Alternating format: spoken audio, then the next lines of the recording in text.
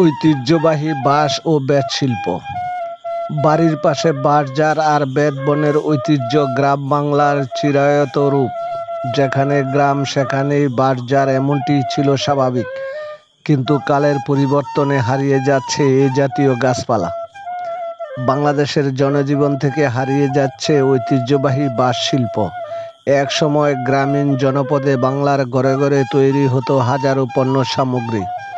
ঘরের কাছের জার থেকে তরতাজা বাঁশ কেটে গৃহিণীরা তৈরি করতেন হরেক রকম জিনিস। অনেকে এ দিয়ে জীবিকা নির্বাহ করতেন।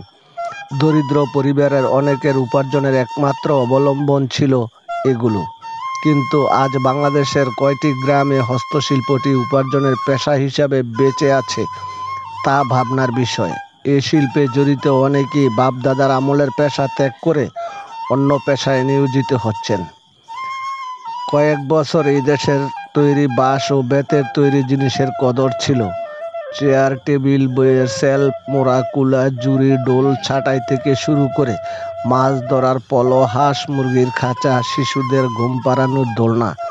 এক সময় এদেশের গ্রাম অঞ্চলে বিপুল পরিমাণে এইসব বাঁশের সামগ্রী তৈরি হয়ে দেশের বিভিন্ন স্থানে চালান হয়ে যেত। এখন সচরাচর গ্রামীণ উৎসবে বা মেলাতেও বাঁশ শিল্পীদের তৈরি উন্নত মানের সব কিছু পাওয়া যেত। ঘরের যাবতীয় আসবাবপত্র সব ক্ষেত্রেই কমেছে বাঁশ আর বেত জাতীয় হস্তশিল্পের কদর। বাঁশের তৈরি গৃহস্থালী সামগ্রী ছাড়া গ্রামীণ জীবন অচল। তাছাড়া বাঁশ দিয়ে আরও নানা ধরনের শিল্পজাত তৈরি করা হয়।